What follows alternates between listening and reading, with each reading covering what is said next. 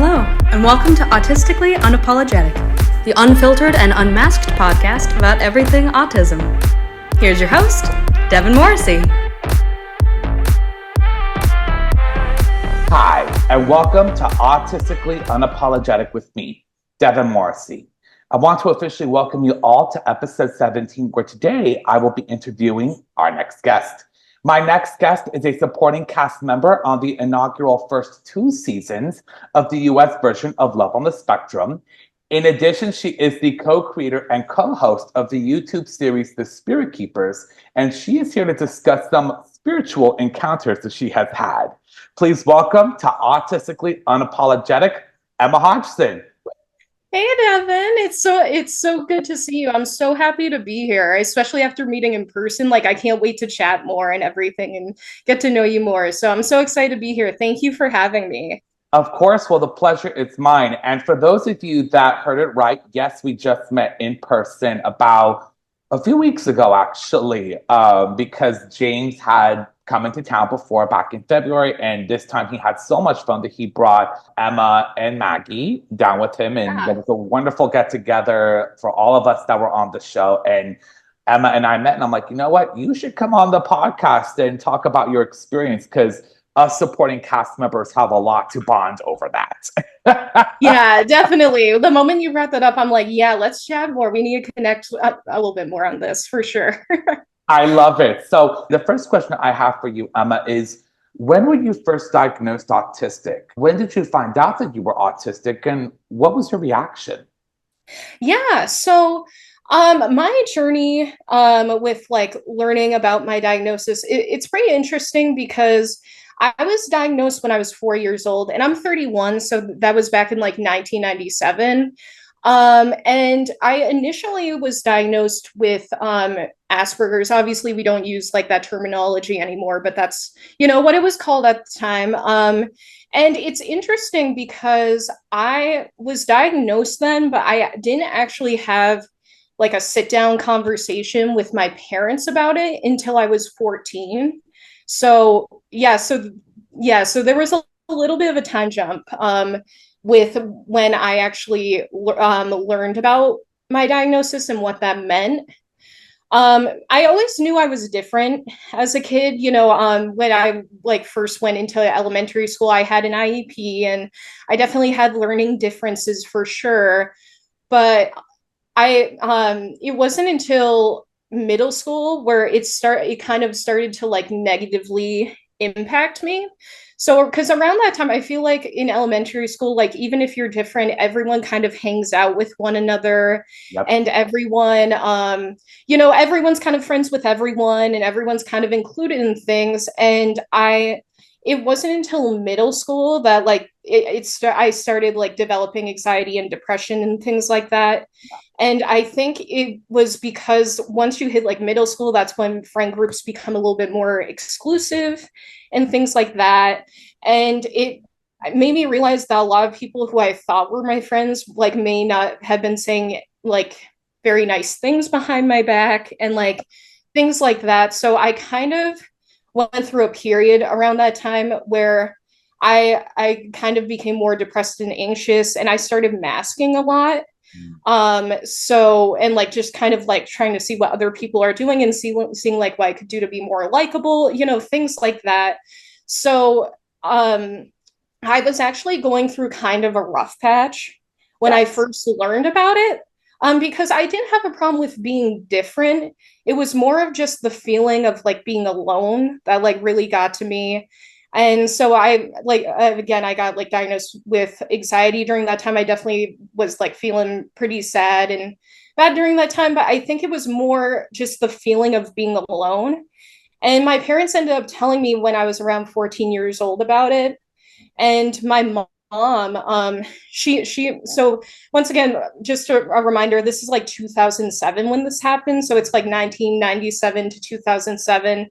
So things were very different. It was a very different time to be on the spectrum. And my mom said, she was the reason we waited to tell you is we didn't want you to feel like you were incapable or unable to do the things that you wanted to do in life. And there was such a negative stigma around it at the time. And like things Yes. have gotten so much better. Like we're now starting to like lift people on the spectrum up and like embrace our unique differences and all that kind of stuff. But at the time, like that wasn't happening as much. It just was kind of something that no one was really talking about. There was like little to no representation in the media, things Yes. like that. So I think that also was like part of it too. It's just my mom didn't want me to see it as like a negative thing, or that, or like be afraid to like dream because I was on the spectrum, and things like that. And I actually had a really positive response to it.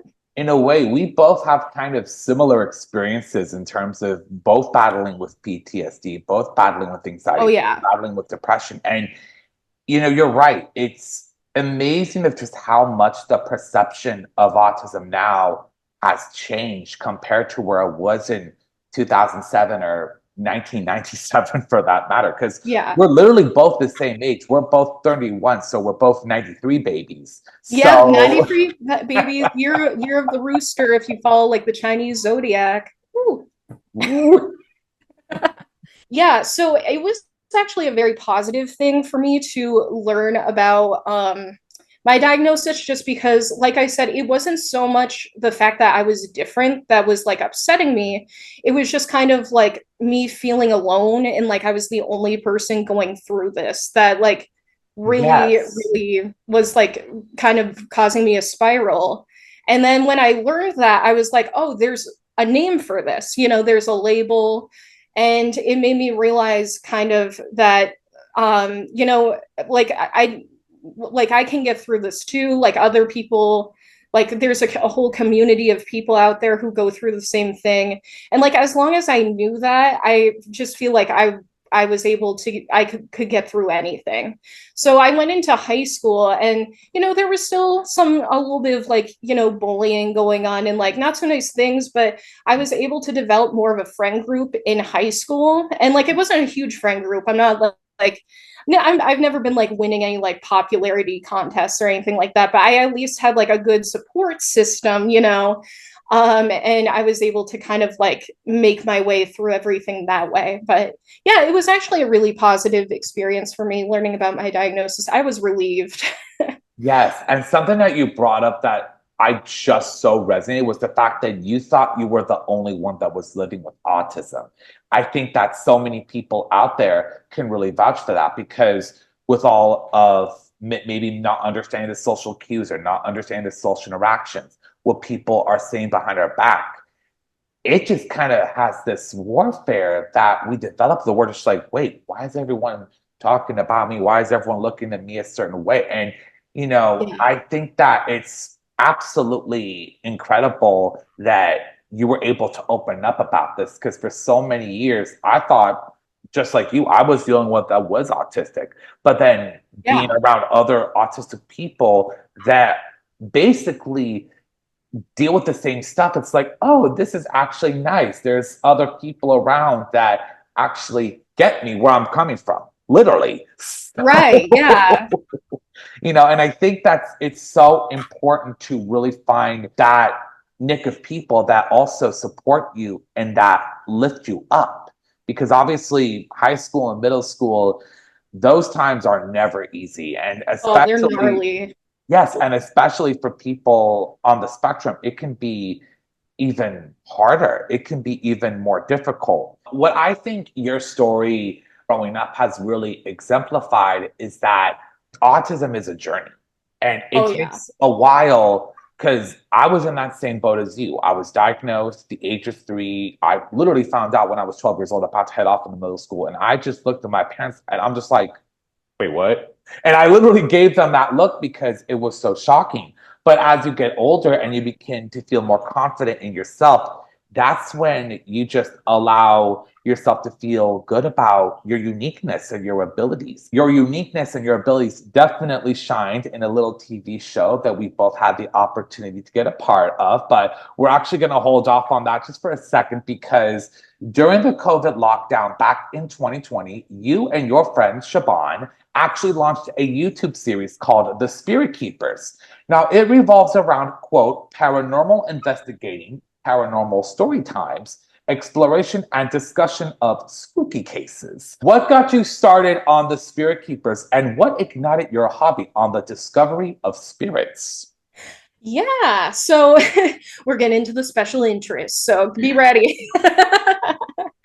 But yeah, so I think I'm going to start out with like how I started getting into the paranormal, because that was back when I was like 8 or 9 years old. I remember, so I used to think that like when during Halloween, you know, when like people would dress up as ghosts and stuff, like when I was a kid, I thought that I put like ghosts in kind of the same category as like werewolves or vampires, where it's just kind of like a thing that like is in horror movies and like comes around during Halloween, but like isn't real. But what I've ended up finding out when I was 8 that like ghosts were real, and I remember we had a class during the day at school for library. You know, you would like go and like the librarian would like read a book and they'd like let you pick Yes. a book for the all that kind of stuff.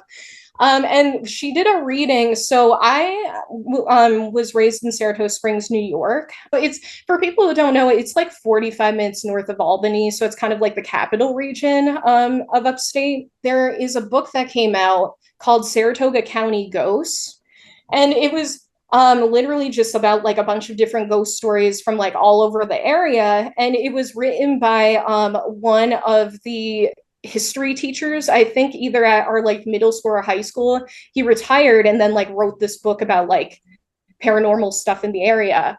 And the librarian started reading that during our class, and I remember being like so confused. I'm like, wait, there's like real ghost stories? Like I remember being so thrown off by that.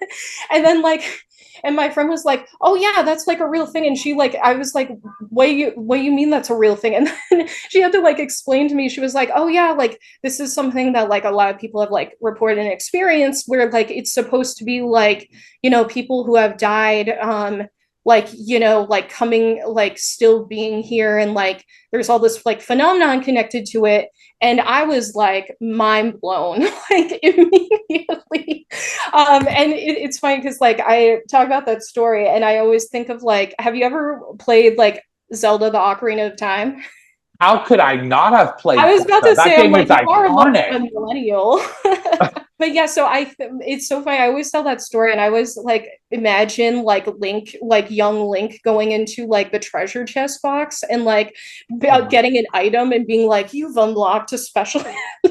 Yes. Okay, come on. We're all dorks. I mean, how have you not played Zelda or Young Link back in the day? Come on. Yeah. It just cracks me up because that's like the image I think of like when I tell that story.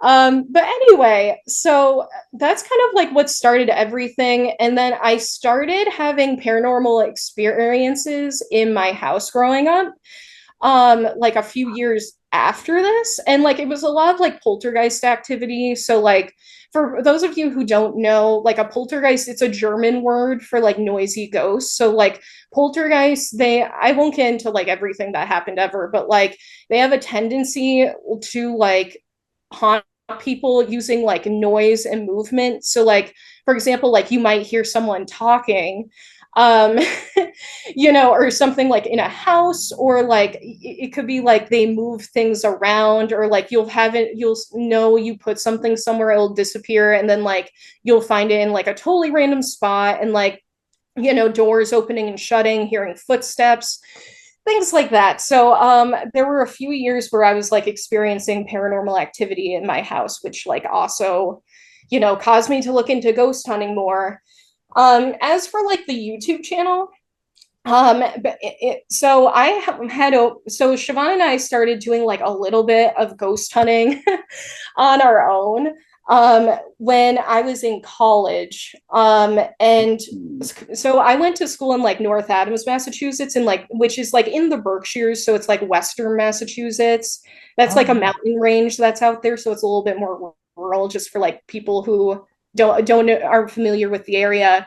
but there is a haunted place called the Hoosic Tunnel. And once again, I'll try not to like get too much into it, but it's just a really haunted train tunnel. And we started doing some investigating there. And I was like, you know what? Like, wouldn't it be cool if we actually recorded like when we ghost hunt, just for like documentation reasons, instead of like just telling people about our like ghost stories or whatever.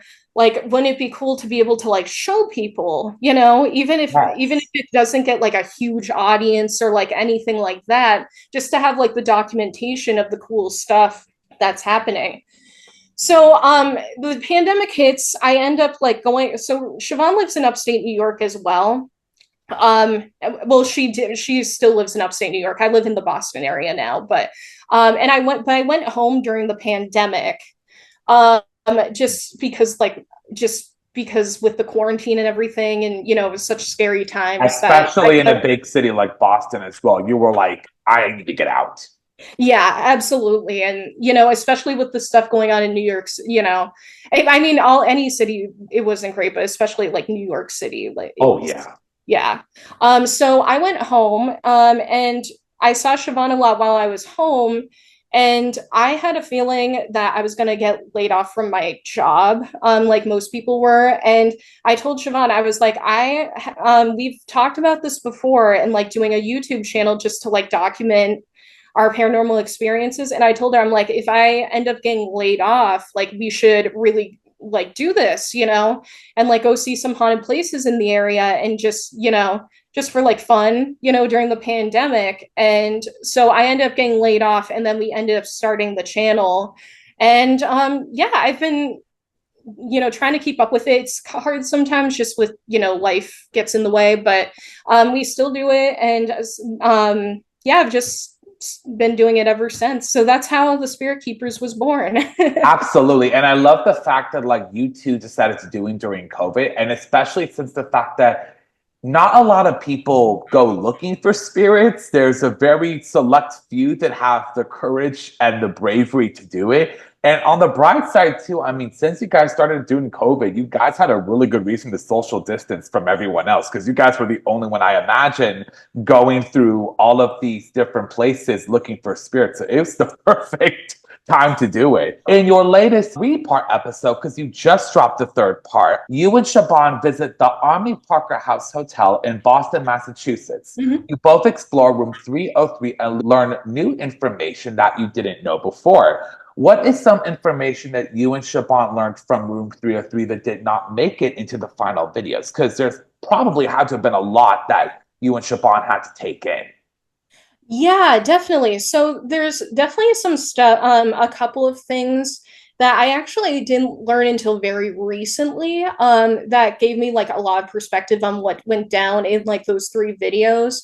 So, in particular with the Room 303, obviously you guys, if you watched that, part 2 of the Omni Parker house, we realized that, the original like haunted room 303 is actually not where, like, they changed up the numbering for the rooms. So that was the thing we learned during the video. So what we thought was the haunted room actually wasn't, and that we found out it was, they made a storage space, but like they changed the numbering on stuff so it wasn't in the same spot.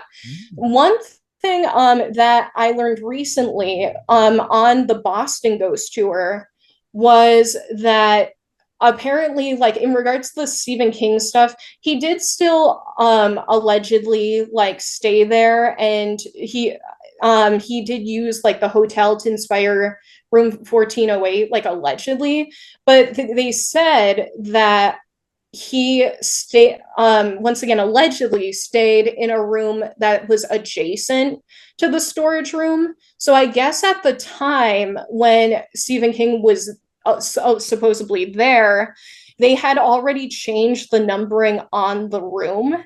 So he was able to get, so he was able to stay there, but he wasn't directly like in that room. So that's like an important thing to know that we learned. And then another thing, it's interesting because another thing that I learned afterwards that makes part 2 of that series make sense is, if you watch that video, like the second half, we are over by like the Charles Dickens mirror that is this like really supposedly like haunted mirror that's out in the mezzanine level, really spooky, really creepy. So Siobhan, like when we were doing that like little part of the investigation, she was sitting on a chair that's like kind of near the mirror. It's not the ones like directly next to it, but there was like another table where like we kind of debunked some stuff because it looked like the mirror was like, not the mirror, the flashlight was shaking, all that stuff. So when she is sitting in that chair, we get like what's called an EVP, which stands for electronic voice phenomenon. We got one of those on the camera where you hear something say, please sit, if you like listen close enough. And we're like right, she's sitting in the chair and I'm like right next to it. And I learned later that there is actually a famous ghost story that is connected to like the chair, well, the chair that Siobhan was sitting in that they tell on the ghost tour that I didn't know about. Like I just learned it from like the ghost tour. So I think it was very like on the DL. So it was pretty wild, but pretty much just to give you like a shorter version of it. So like Harvey Parker, he was the original owner of the hotel, and he is one of like the most famous ghosts that like haunts the hotel. And apparently, so the mezzanine level is where if you go to the restaurant there, that's where you would also go to use the bathrooms and stuff. And apparently there was a guest staying there who like went to use the bathroom and on the way like struck up a conversation with a guy who was sitting in Siobhan's chair. And so he was talking to him about the hotel and stuff. And pretty much what happened was he made some kind of joke about the hotel, and like the guy who's sitting in the chair, he says, well, you're not the one whose name is on the sign for the hotel or something like that. And he was like, and of course the guy figured it out because like there's a photo of Harvey Parker in like the lobby in the restaurant area. So, and I think it like hit him all at once, like, oh my God, like I'm like, this is Harvey Parker. So he turns around and he starts going to the bathroom, and the guy sitting on the chair that obviously we're assuming is Harvey Parker, he says, he was like, don't you want to know what my name is? And he was like, I'm good. Like, I think he says something like that and just like leaves and like goes to the bathroom. And then when he came back, he was gone. But like, that's one of like the bigger stories with Harvey Parker, because he tends to like not only come like show himself as like a full body apparition, but also like he like talks to people. Like there's a lot of like experiences where like he's like chatting with like kids and stuff. So it's interesting like seeing that video now where there's like the EVP that says please sit, because it almost makes me wonder. I'm like, was that Harvey Parker like talking, you know what I mean? Like talking to us, or is it not? You know, it's all speculation, but I was like, that gives that like a lot of, you know, it gives that whole incident like a lot more meaning. So that was a pretty cool thing I learned recently, but. That is wild. It's so wild. And I just love the fact that he's like, do you realize where you're staying? Do you see whose name is up on the hotel? Yeah, he's a shade factory. Oh my God. I'm like, I love a good ghost that likes to have fun with it, you know? Like oh my goodness. A shady ghost. I am 100% here for it. And I'm actually kind of curious now to check this hotel out for myself, because it definitely sounds like there's a lot of suspicious stuff that is happening over there. Like, yeah, it sounds amazing.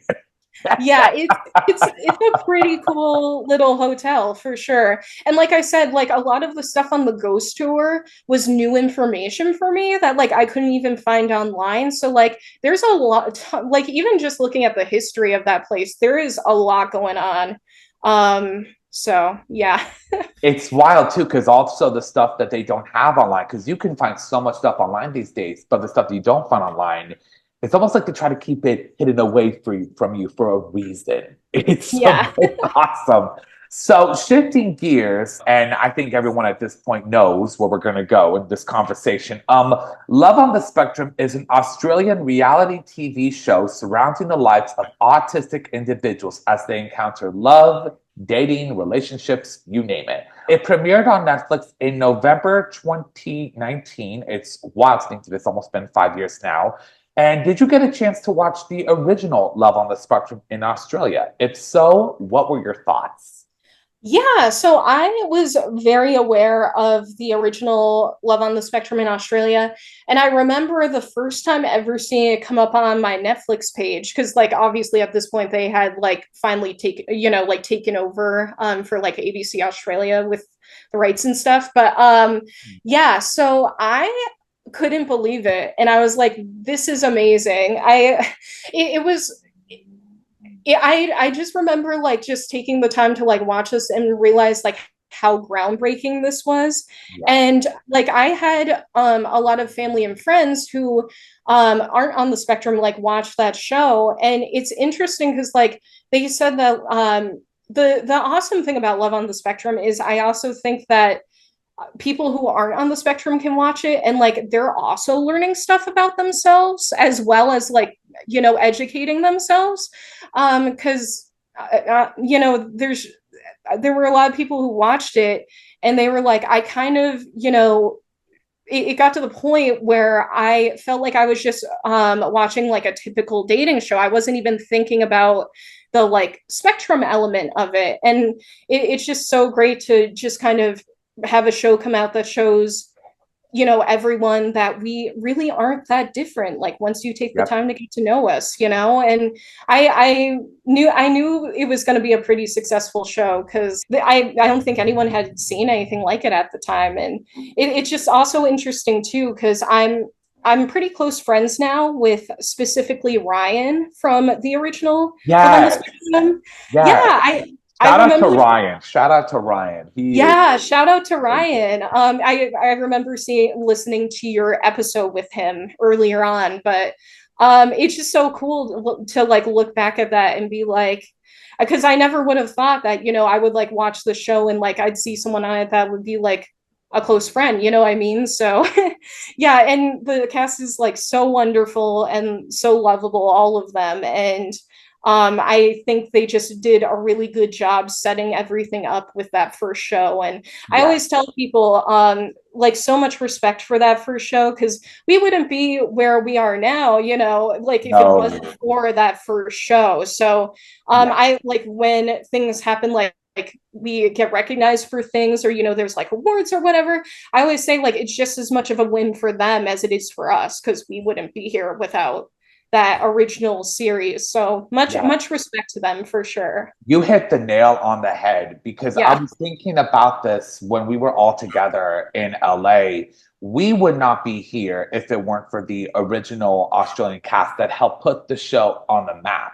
We would not be here without Jimmy and Sharnae. We would not be here without Chloe. We would not be here without Mark and Ryan. We would not be here without Olivia. We would definitely not be here without Kelvin. And we would not be here without Mr. A+ himself, Michael. Because even though the US version has taken off in many ways, people forget sometimes that the show actually originated in Australia. And the original cast, I feel like, deserves their flowers. Well-deserved flowers that they, and also was the Australian version was incredible as well. Like Teo and Jaden and everybody, they helped put this show on the map. So a lot of us, actually all of us, would not be here if it wasn't for them. And I just hope that anyone that's on the Australian cast of that show, I hope that you know that all of the US cast, whether it were main, supporting, or just making cameo appearances, we thank you guys for really putting this show on the map and for making that a reality for all of us to follow in your footsteps because they set the bar high.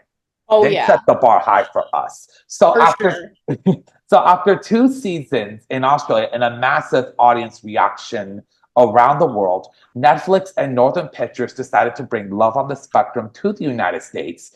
And you were actually one of the first supporting cast members to help launch the US version of the show. I love talking to a fellow supporting cast member of the show. It's amazing. How were you approached to be on Love on the Spectrum in the United States? Yeah, so it's interesting because I wasn't formally approached for it. So pretty much what happened was I ended up there was just one day I ran. It's so funny because this happened so fast, and I remember it so vividly. Like I remember the time, literally like the exact time of the day this all happened. Like I remember the full breakdown of this. So I there was one day I was just kind of looking into auditions and things in the area, and I found this website called like auditionsfree.org. And I remember just like going scrolling through the website, looking at ads, and at this point, they didn't like. I don't think they like had officially announced that they were doing Love on the Spectrum U.S. yet. So there was an ad where it just said, "We're looking for people who are single, who are on the spectrum or not on the spectrum, but who are open to dating people on the spectrum for a dating show." And I had already seen Love on the Spectrum Australia at this point, and I was like, oh my God, like this is the show. Like they're bringing it to the US. And at that point, I was like, you know what? Like I'm single, I'm on the spectrum. I'm like the posting had been up for a couple weeks, so I honestly didn't think much of it because I was like, they probably already found someone, like you don't really know. So I was like, you know what, I'll send they asked for a photo, so I sent a photo and then just wrote a short blurb just being like, hi, I'm Emma, I was diagnosed at the age of 4 originally with Asperger's. I am single and I'm open to meeting new people on the spectrum and dating, because this was also during pandemic times, remember, so like dating wasn't. Yeah, it was like summer of 2021, so it was still like we were slowly coming out of lockdown, but like it still wasn't like that much. So I was they took extra precautions. They took extra precautions shooting. Oh yeah, for sure. Bunch of COVID tests. Oh yeah, and masks were all on the production while we were shooting it. It was ridiculous, like funny at the same time. Yeah. So I ended up sending this email out, and I remember it was like that whatever Sunday it was like at 2:30 in the afternoon. Like I said, this happened so quickly, and I remember it like so vividly. I remember like the times and stuff too. So I sent it out at 2:30, and I'm like, they're probably not going to get back to me. The posting's been up for a while, and I'm probably not going to hear anything. So like 4:45, 5 o'clock comes around, and they're like, oh, hey, we saw that you sent us this email, and we would be interested in meeting with you for the show. Like, when are you available? And me not knowing a single thing about like how production works or pretty much anything works, I was just like, oh my God, this is so overwhelming. Like I need a day or two to like process this. And then, so I was like, well, maybe like, could we do something like, Tuesday or Wednesday? And then they came back and they're like, no, we want to meet tomorrow. I was like, oh, okay. Yep. And then yeah, like I said, I mean, having like no idea like how anything worked at the time. So I was like, oh, okay. And they're like, when you get out of work? And I was like, around 5 o'clock. And they're like, let's do like a 6 o'clock like interview. And I'm like, okay, cool. So I get out of work and we do this interview. It's like maybe 15 to 20 minutes. They were just trying to like get to know me, and like they definitely asked some questions to see if like James and I had any like similar interests, things like that. And they said they were like, okay, like we recorded this, we're gonna like review it with like the production team. And they said they're like, if we like decide to go ahead with you, like we'll tell you pretty quickly. So that was at like around 6:20, 6:30. And then I got an email back at like 7:30, being like, hey, we want to you to like meet our guy and stuff. And they were like, are you interested? And I said yes. And then like that whole week was all like, the psychological evaluations and like background checks and stuff. But yeah, I always tell people like to tell people like the breakdown of the times and when everything happened, just because it was like literally maybe like 26 and a half hours like that all went down. So it was That's real quick. wild. Yeah, it was really wild. But yeah, and then I met James, and you guys all know what went down, and yeah, the rest is history, I guess. The rest is definitely history. That is for sure. I mean, Yeah. that's actually interesting. I had no idea that you found this out through a website. That's incredible. And Yeah. the fact that you already knew that this was going to be a thing that they were already shooting in the United States. And then to feel that you were a part of something that was so groundbreaking, because I think all of us were not sure how this was going to turn out. Given the success of the Australian version, it could have the same success that it had, or it could have maybe had not that great of a success. And Right. I think we all know now, just by looking how the show has literally over the last 2 seasons has just taken off. It's almost like you just sit back, just be like, wow, even just as a supporting cast member, we were a part of something so incredible and something so life changing for so many people out there. So now, when you visited Los Angeles recently with James and Maggie, I had the most wonderful time getting to have some really fun conversations with Yeah. you, such as our past 2 seasons on the show, because we were both on seasons 1 and 2. But one thing that I did learn about you was so surprising. You have not been on a date since you shot with James for season 1. That literally blew my mind. What made you decide to not date for a while after you shot the show? Yeah, so I think the pandemic like really affected me like more than I expected with dating, because back in 2019 I was like using dating apps and I was going on all these dates, and I wasn't that good at making conversations on dating apps, but I was like meeting up with people. There were certain people who weren't into like the whole texting thing either, and we're like, do you just want to like go like meet up somewhere or whatever? And so I was doing a little bit of dating like before the pandemic, but I don't know what the heck happened. But I like after the pandemic happened and everything, I just there was something about going into dating apps that I started feeling like it was more tedious than like fun. I don't, and like I said, I think like the pandemic and just us, everyone being like, we have to stay away from one, like for like safety stuff. I think it's like I still go out now. I'm not saying I'm like always stuck in my room or anything, but I think it kind of like threw off my like drive for dating. And like the thing about the show that was so awesome and that I loved was like, oh great, like production must think I'm like a good fit for this person, and like the fact that they were like setting that up for like the blind date and stuff, I think that was like really helpful. But I think now that I feel like majority of people are meeting on dating apps. I don't know what it is, but I just feel like it almost feels like a chore to like go through dating apps and stuff. I don't know what happened, but and like why that change happened, but I've just been like cruising and just like do my own thing. But I'm hoping to like get back on the horse at some point for sure. But I think for right now, I was just kind of like okay with doing my own thing, and yeah, But that's good though, because you know yourself well enough to know that you're taking your time, you're enjoying the life. And as you mentioned, the first season of Love on the Spectrum was shot literally as we were coming out of COVID. yeah. We all had to do COVID tests. We all had to take things really seriously in terms of a precaution, and not knowing as well just what if, let's say, something happened that one of us caught COVID. It was actually kind of scary. So shooting the second season was a little bit more at ease, even though we had to take the COVID tests again. Yeah. Even though we still had to be like, hey, we need you to shoot with us in 24 to 48 hours, kind of giving us that heads up. But at the same time, it's exciting to be a part of something that is so monumental, even if it's just for like an episode or two, just knowing that your face is forever plastered and associated with a show that will hopefully open the doors to what life is like for other people, in particular, autistic people in this situation. It's an honor to be a part of. And I can feel you about the dating apps. I am not going to lie. I did not look at dating apps until literally COVID.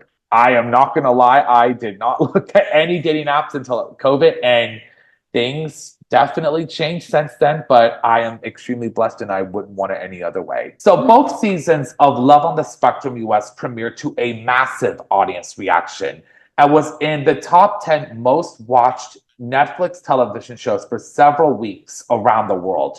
What was your reaction to the success of the US version of Lots? So I thought the show was going to do well, but I don't think I realized the extent to how well it was going to do. So like I always knew that like I said, like people loved the first series, and I'm like, oh, I'm sure they're going to be all about this too.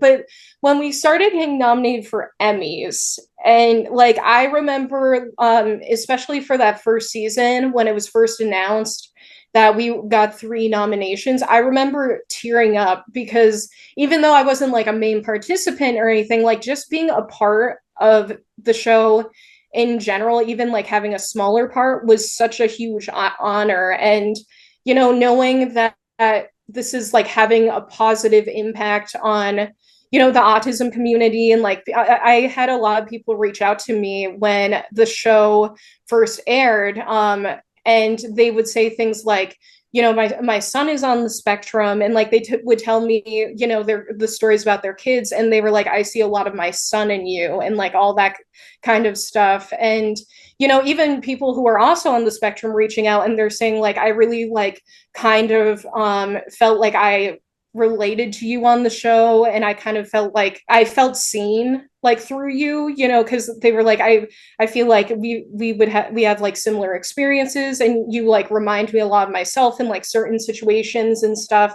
So I always said, obviously, like I went on the show, I really did want to find love and like, you know, open myself up to meeting new people and, you know, finding love. But I also said that if I could impact, you know, people, like even if it was just one person, if one person could be positively impacted by like seeing me on the show, like that kind of, I'm like, at the end of the day, like whether I find love or not, it will have been worth it. So honestly, you couldn't have said it better myself. If one person was impacted by your time on the show, that's all that it matters. And again, the fact that it's now an Emmy winner as well, and same as you, to be a small part in that for maybe just 2-3 episodes in both seasons, it was an honor in itself all the way around. And to help a friend of mine find love, I wouldn't trade that experience for anything in the world.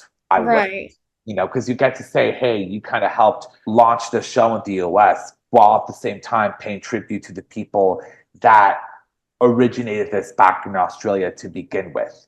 For all of us that were on Love on the Spectrum, whether a main cast member or a supporting cast member like you and I, there's no denying that the show has changed all of our lives in different ways. How has Love on the Spectrum changed your life, and how has the show affected you personally? Yeah, so I think the show has really helped me find my community. So not to like jump back to like those first couple questions, but I've kind of like felt isolated, not only for like learning later about my diagnosis, but I also had a lot, I have always had like neurotypical friends. And James is actually my first friend who, I mean, maybe there were people I was like closer with when we were younger and like they were on the spectrum and I just didn't realize it. But James was my first friend on the spectrum. And I just thought that, yeah. And I also just want to say in regards to like how season 1 ended, like, major shout out to James, because you know, when everything happened at the end of that season, you know, I still wanted to stay friends, but like I also could totally understand him being like, I don't know, like, you know, if I want to stay friends, you know, because it's kind of, you know, like unique situation, and like the fact that we didn't like continue romantic, you know. So I think it says a lot about James that he was willing to like maintain a friendship with me after that. So yeah, major shout out to James. But yeah, he was my first friend On the Spectrum. And then I've met so many people like through hanging out with James and like some of like his friends that he's like grown up with and things like that. And like I met Maggie, through him and everything. So I've started to like, I have a lot of friends now who are on the spectrum, and I didn't have that before. And it's one of those things where it's bittersweet because it makes me sad because I feel like I didn't realize what I was missing before. But it's also awesome because now like it kind of shows that like it's never too late to like find your like safe space or like find your people. So it's one of those things where like I look back and I'm like, I wish I had this earlier, but like at least I have it now, kind of thing. So I think that's a major way being a part of the show has positively impacted me, for sure. Better late than never that you find a community that you never even knew that you had. And that really speaks so much volumes. That it's better that you found your community through James than never at all. And I think that really speaks so much. So being a fellow supporting cast member, do you get recognized by fans if you're out in public? And if so, what are some funny or fun interactions that you've had with the fans? Yeah, so I definitely don't get recognized as much as James does, but I do get I have been recognized a handful of times. It's really funny because James and I talk about this a lot, and he was like, we had to go to Target one day. I think James needed to get like some supplies from home or something.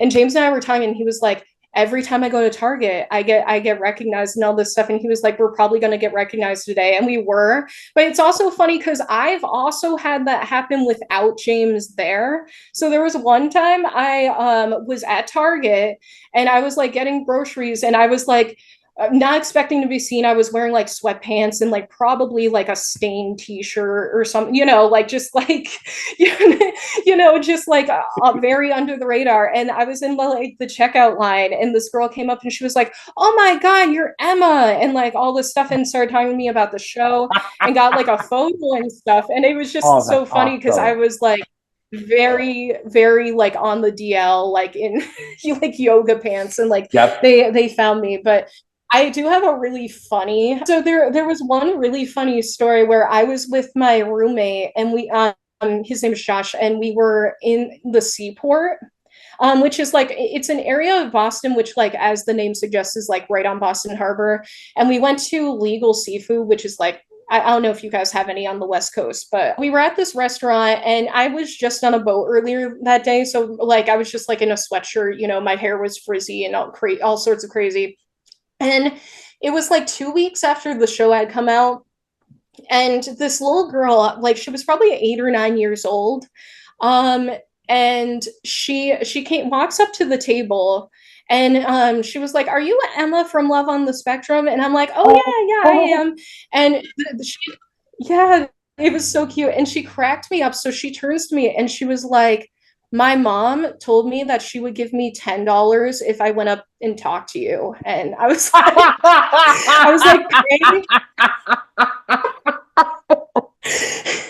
and I told the girl, I was like, well, tell your mom to pay up. And she cracked up, and we talked a little bit, and then she walked away. Oh my gosh, that's brilliant. That's one way to get your kids to, do stuff, right? Oh, I so wish I was there to see that. I am not going to lie. I so wish I was there to see that. That would have been amazing. Yeah. But that's probably like the funniest encounter I had, but yeah. That's awesome. Now, Love on the Spectrum has been renewed for a third season, and thousands of individuals have already applied to be on the highly anticipated third season of the show. What tips of advice could you give to those that are looking for love, whether it be in real life or in front of millions on a small screen? So, in regards to being on the show, I think a big one for being on the show is not to be afraid to like vocalize your needs to production. So one thing that happened when I was on the show was there was one point where I got a little overwhelmed, and I let someone know, and they said, they're like, oh yeah, we can absolutely take a break if you just like need a second. to like relax or like just take a minute to you know, collect your thoughts or anything like that. So I think not being, I feel like sometimes people may feel like I can't like say, I can't say that I need like a break or something just due to like production and things like that. And I think the big thing is just it's okay if like you need a moment or something. Like the production team is super super nice, and I just don't feel like you're letting anyone down by doing that. Like they're very understanding of like maybe like needing breaks and like taking your time with something. So that would be my first bit of advice for anyone on the show. I also think that just being yourself goes a long way. And I know it's sometimes like easier said than done, when you have cameras and everything. But I think, just doing the best you can to like try to relax, take deep breaths, like use any kind of, relaxing, everyone has their like different self-care things. So if you need to like take some time before shooting to do some self-care, I'm trying to get back into meditating, just to like help with like my mental health.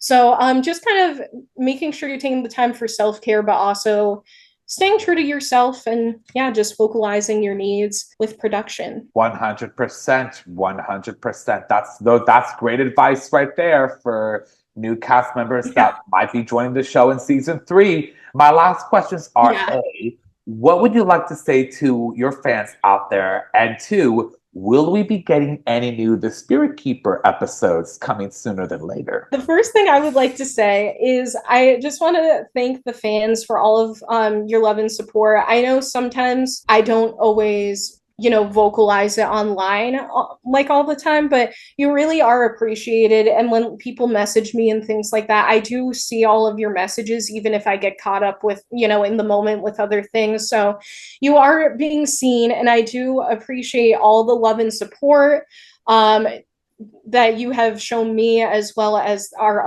other casts and crew of Love on the Spectrum. So it means the world to me. So thank you all so much. In regards to the Spirit Keepers, this definitely isn't the end. It has been taking me some time to get videos out just due to moving. I recently moved to a new apartment and just like personal family stuff going on, but there's still more coming. The next video we're doing, it's going to be for a haunted location in Vermont called Emily's Bridge. So definitely stay tuned for that. And then there's another video that I recently filmed, and it's about pirate ghosts. So a lot of like the pirate history in like New England goes kind of unseen, just because when people like come to visit, they're mostly focusing on like the American Revolution history, which I completely understand because we did play, and the Boston area did play like such an important role in that, of course. So it's very understandable. But yeah, we get more into like the pirate history in the area, and there's like a haunted cave, and like there's some hidden treasure, missing treasure involved in like the story. So there's some very cool elements to that like haunted cave video. And Siobhan and I are going to go to Ireland soon, and we were thinking of like maybe doing a video in Ireland, which would be cool. So yeah, there's definitely things happening with that. It's just taking me a second to get myself together to send out all of those videos. So hang in there with me. Please. Thanks for your patience. For the people who watch, there is more coming. It's just taking a second. Absolutely. I can't say it enough. You are a star. And I think that what your journey has done with the show is really uplift that dating is not as easy as it looks, but staying to your authentic autistic self is what shows. And I'm excited to see all of the episodes with the Spirit Keepers coming up, and especially with the Pirates Cove and the Ireland trip that you and Siobhan are going to go on. I am so elated for that. Our thanks to Emma Hodgson for your amazing input on spirits and for talking to us about your time as a fellow supporting cast member on Love on the Spectrum. It is always great to talk to people that know what it's like to go through the process, whether if it's just on for a few episodes or whether if it's just as a main cast member. I will make sure one of these days, since you guys visited LA, that we return the favor and come and visit you guys in Boston. I have not been to Boston, but I have heard so many phenomenal things about it. It is happening at some point. It is for sure happening. If you like what you heard on this episode and want to hear other episodes or stay tuned for future ones, be sure to like, comment, and subscribe to this podcast. You can find us on Apple Podcasts, Spotify, and on YouTube. Thank you so much for listening to this episode. I'm Devin Morrissey, and I'll see you next time right here on Autistically Unapologetic. Thanks for listening to this episode of Autistically Unapologetic with Devin Morrissey. If you like what you hear and you want to see more, don't forget to rate and subscribe to stay tuned for future episodes. Again, thanks for listening.